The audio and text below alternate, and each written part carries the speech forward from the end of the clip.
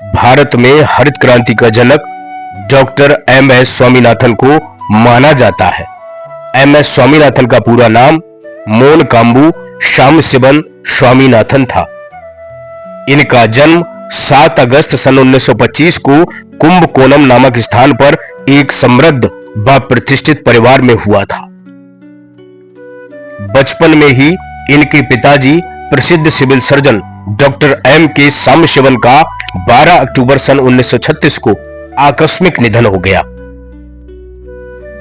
जिसके कारण इनका पालन पोषण इनके चाचा एम.के. नारायण स्वामी ने किया।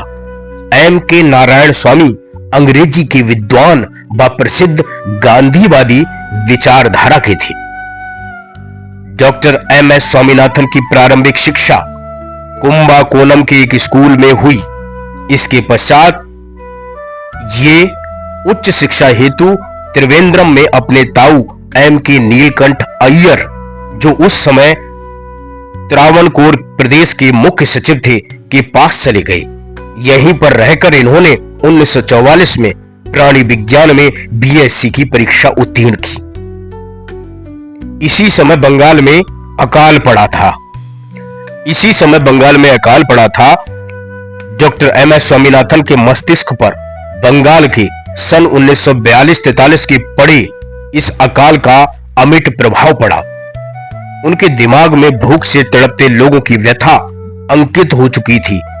इसी से द्रवित हो उन्होंने एक बार बीएससी करने के पश्चात पुनः कृषि विज्ञान में बीएससी की परीक्षा उत्तीर्ण की। यही नहीं, उनके अंदर कृषि विज्ञान में कार्य करने की इतनी ललक थी। भारतीय पुलिस सेवा में चयन होने के पश्चात भी उन्होंने कृषि विज्ञान में शोध कार्य करने का निश्चय किया। सन 1947 में इन्होंने तमिलनाडु कृषि विश्वविद्यालय से पुनः कृषि में बीएससी की उपाधि प्राप्त की। स्नातकोत्तर शिक्षा के लिए इन्होंने दिल्ली स्थित भारतीय कृषि अनुसंधान संस्थान में प्रवेश लिया और सन 1949 में आनुवांशिकी व पादप प्रजनन विषय पर एसोसिएटशिप डिप्लोमा प्राप्त किया। इसी वर्ष एम.एस. स्वामीनाथन नीदरलैंड कृषि विश्वविद्यालय में आलू पर अनुसंधान कार्य करने चले गए। यहां पर एक वर्ष शोध कार्य करने के पश्चात आप इंग्लैंड स्थित पादप प्रजनन संस्थान आ गए तथा यहीं पर इन्होंने पीएचडी उपाधि प्राप्त की और अगले एक वर्ष तक विस्कॉन्सिन विश्वविद्यालय में रिसर्च एसोसिएट के रूप में कार्यरत रहे। तत्पश्चात ये सन 1945 में वापस भारत आ गए। इन्होंने सन 1944 से 1966 तक लगभग 20 वर्षों तक कोशिका आनुवांशिकी के क्षेत्र में शोध कार्य करते हुए भारतीय कृषि अनुसंधान संस्थान के निदेशक और वर्ष 1972 में भारतीय कृषि अनुसंधान परिषद के महानिदेशक नियुक्त हुए। इनकी लगन व परिश्रम से गेहूं तथा चावल की अधिक उपज देने वाली किस्मों का विकास हुआ व आलू एवं जूट में भिन्न जातियों के संकरण का कठिन कार्य किया।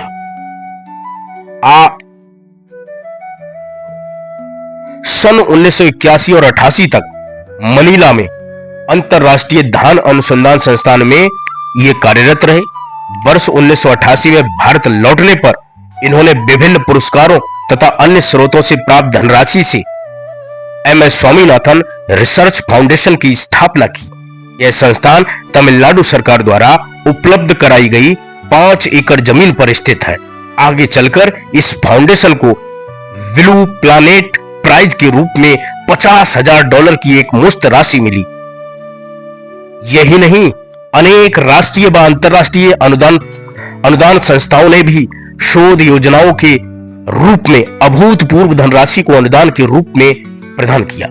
सन 1970 के दशक में इन्होंने प्राकृतिक जैविक संपदा के संरक्षण हेतु राष्ट्रीय जंतु आनुवांशिक संपदा ब्यूरो, राष्ट्रीय पादप आनुवांशिकी संपदा ब्यूरो, राष्ट्रीय मछली आनुवांशिकी संपदा ब्यूरो की स्थापना की।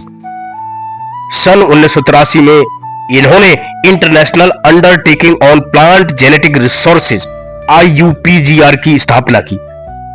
अंत्योदय की धारणा से प्रभावित हो स्वामीनाथन ने किसानों को भूतकाल में उनके द्वारा आनुवांशिकी संपदा में चयन, संरक्षण व उन्नति के लिए किए गए योगदान को पुरस्कृत करने हेतु पादप प्रजाति संरक्षण व किसान अधिकार एक्ट को सरकार द्वारा न्यायिक रूप दिए जाने की वकालत की और सफलता भी प्राप्त की। पूषा शोध संस्थान के निदेशक 1966, पद्मश्री 1967, पद्म भूषण 1972, भारतीय कृषि अनुसंधान परिषद 1972, योजना आयोग के प्रारंभिक कार्यवाहक उपाध्यक्ष 1980-82, रॉयल सोसाइटी फेलो 1973, मैग्सेसे पुरस्कार 1971, पद्म विभूषण सन 1989। इसके अतिरिक्त आपको ढेर सारे अन्य पुरस्कार भी प्राप्त हैं। आपको लगभग यानी कि MS स्वामीनाथन को लगभग भारत में 33 व विदेशों में 11 विश्वविद्यालय अथवा संस्थाओं ने सम्मान स्वरूप डॉक्टर की उपाधि से अलंकृत किया, जिनको सन 2002 में अल्बर्ट आइंस्टीन व बर्ट्रैंड रसल द्वारा स्थापित संस्था का अध्यक्ष चुना गया। MS स्वामीनाथन भारत में हरित क्रांति के जनक माने जाते हैं। डॉक्टर MS स्वामीनाथन का उद्देश्य था कि प्रयोगशाला के शोध परिणाम जमीन से जुड़े आम लोगों तक पहुंचे तथा वे लोग उसका लाभ उठाएं। डॉक्टर MS स्वामीनाथन पर्यावरण के प्रति किसानों को जागरूक करने व महिलाओं को ताकतवर बनाने के पक्ष में थे। उनका मानना था कि समाज में वास्तविक परिवर्तन तो महिलाएं करती हैं। सूखा तथा तबाही सभी की मार अकेले घरेलू महिलाओं को सबसे अधिक सहनी पड़ती है।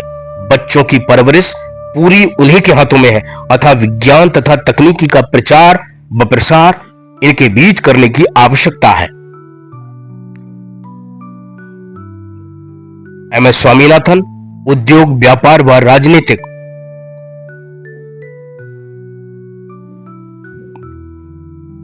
दायरे से अलग रहकर एक सफल वैज्ञानिक थे। अतः भारतीय इतिहास में डॉक्टर MS स्वामीनाथन का योगदान और उनका नाम सदा सदा अमर रहेगा। जय हिंद, जय भारत।